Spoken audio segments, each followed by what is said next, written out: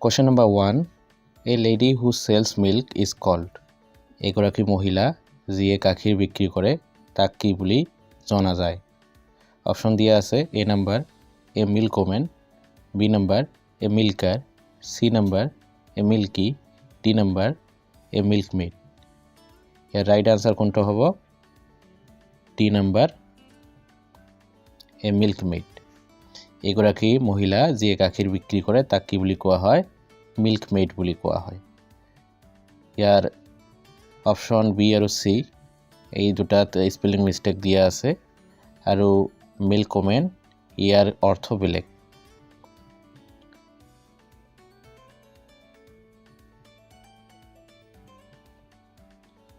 Question number 2. What is the past tense of reply? Reply শব্দটোৰ past tense কি? Reply এটো present ফর্মত দিয়া আছে, ভার্বর কি থাকে তিনটা রূপ থাকে, তিনটা ফর্ম থাকে, প্রেজেন্ট ফর্ম, পাস্ট ফর্ম আৰু পাস্ট পার্টিসিপল। তো রিপ্লাই কি হ'ব? পাস্ট টেন্সটো বা পাস্ট ফর্মটো কোনটো হ'ব? অপশন দিয়া আছে A number replies, B reply, C replied, D replied. Year right answer কোনটো হ'ব? D number replied. C নাম্বাৰৰ রিপ্লাই দিয়া আছে কিন্তু ইয়াত কি আছে স্পেলিংটো মিস্টেক, ইয়াত ভুলকৈ দিয়া আছে। আইৰ ঠাইত কি দিয়া আছে? ওয়াই দিয়া আছে। আৰু A নাম্বাৰ আৰু B নাম্বাৰ কি আছে? এই দুটা প্ৰেজেন্ট ফৰ্মত দিয়া আছে কাৰণে কি নহ'ব? উত্তৰ নহ'ব।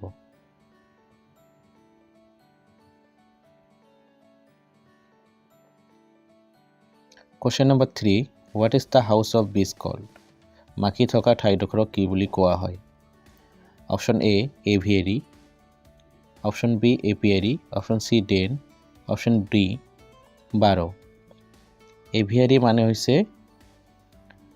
পক্ষী বা চৰাই থকা ঠাই, এপিয়াৰী মানে হৈছে মাখি থকা ঠাই, ডেন মানে হৈছে বনৰীয়া জীৱ জন্তু থকা ঠাই, আৰু বাৰ মানে হৈছে শিয়াল বা শহাপহু থকা ঠাই। যেহেতু এপিয়াৰী মানে হৈছে মাখি থকা ঠাই গতিকে এই উত্তৰ এইটো কি হ'ব? ভুল হ'ব। বি নাম্বাৰটো কি হ'ব? রাইট আনসার হ'ব।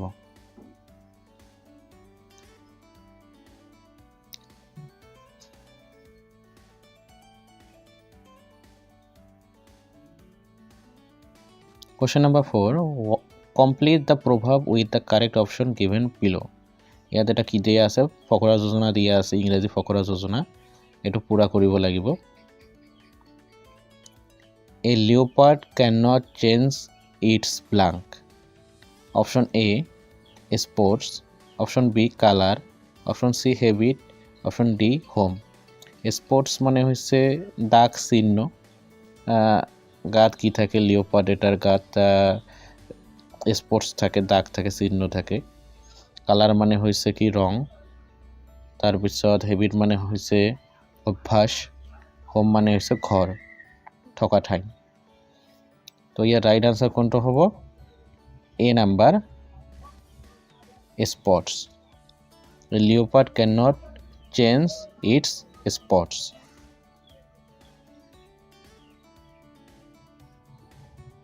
Question number 5. Complete the sentence using correct preposition. সঠিক preposition ব্যৱহাৰ কৰি বাক্যটো পুৰা কৰিব লাগিব। He is fond blank tea. Option A at, option B in, option C of, option D for. ফণ্ডৰ লগত সদায় কি বহে? অফ বহে। সেই কাৰণে ইয়াত ৰাইট আনসাৰ কোনটো হ'ব? C number of. He is fond of tea, তাৰ মানে চা তেওঁৰ প্রিয়।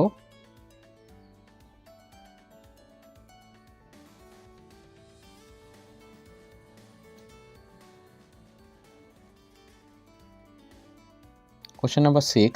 Complete the following English proverb. তলত দিয়া ইংৰাজী ফকৰা যোজনাটো পুৰা কৰিব লাগিব। A penny saved is a penny blank. Option A wasted, option B earned, option C charged, option D lost. এর রাইট আনসার কোনটো হ'ব? earned. wasted মানে কি? অপচয় কৰা। earned মানে হৈছে উপাৰ্জন কৰা, জাষ্ট মানে হৈছে ক্ষতিপূৰণ দিবলৈ কোৱা বা শাস্তি বিহা, লষ্ট মানে হৈছে হেৰুৱা। এ পেনি সেভড ইজ এ পেনি আৰ্নড, মানে যদি আমি এটা টকা প্ৰতিদিনে কি কৰোঁ 1 টকা সঞ্চয় কৰোঁ তেনেহ'লে এইটো কি হ'ব আমাৰ 1 টকা উপাৰ্জন কৰাৰ নিচিনা হ'ব। তো ইয়াতে ৰাইট আনসাৰ কোনটো? B number earned. A penny saved is a পেনি আৰ্নড।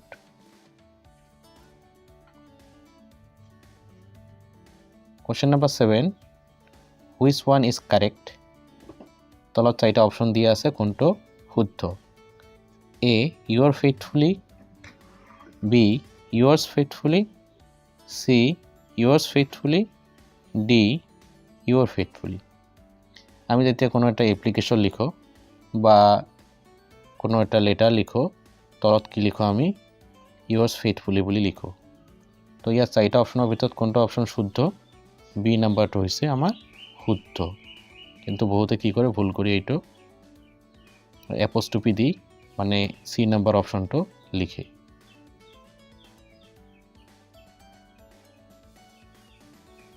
Question number 8, fill in the blank with appropriate pronoun. সঠিক pronoun ব্যৱহাৰ কৰি বাক্যটো কি কৰিব লাগিব? পুৰা কৰিব লাগিব। After a few minutes, the jury gave blank verdict. জিউৰি শব্দৰ অৰ্থ হৈছে গ্ৰুপ অফ জাজেস। তো এইটো কি হয়? এটা কমন জেন্ডাৰ হয়, মতা মাইকী উভয়কে বুজায়, সেই কাৰণে ইয়াৰ লগত আমি দেম, দেয়াৰ, হিজ ব্যৱহাৰ কৰিব নোৱাৰিম। ইয়াৰ ব্লাংকত কি বহিব? সি নাম্বাৰ ইটস বহিব। After a few minutes the jury gave its verdict. কেইমিনিটমান পিছত সেই ন্যায়াধীশৰ দলটোৱে কি কৰিছিল? ন্যায় প্ৰদান কৰিছিল বা মতামত প্ৰদান কৰিছিল।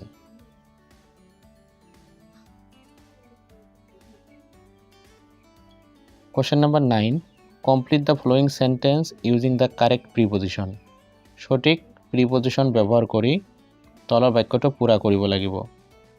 There is a cow, blank field. Option A, on. Option B, in. Option C, at. Option D, around. তো ইয়াত ফিল্ড কৈছে আৰু ফিল্ডৰ আগত কি বহে? ইন প্ৰিপজিশন বহে। গতিকে ৰাইট আনসাৰ কোনটো হ'ব? B number in. There is a cow in the field. ইয়াত দাটো বাদ পৰিছে,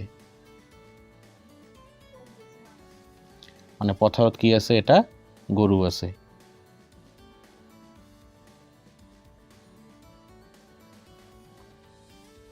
Question number 10, what is the plural of mouse? Mouse শব্দটোৰ plural নাম্বাৰ কি? মাউস মানে হৈছে নিগনি, ইয়াৰ plural কি? অপশন দিয়া আছে এ মাউসেস, অপশন বি মাইস, অপশন সি মুজ, অপশন ডি মুজেস। ইয়াৰ ৰাইট আনসাৰ কোনটো হ'ব? B number মাইস। মাইস কি হ'ব? মাউসৰ plural ফৰ্ম। মাউস মানে এটা নিগনি, মাইস মানে বহুকেইটা নিগনি। ভিডিওটো ধৈৰ্য সহকাৰে চোৱাৰ কাৰণে ধন্যবাদ।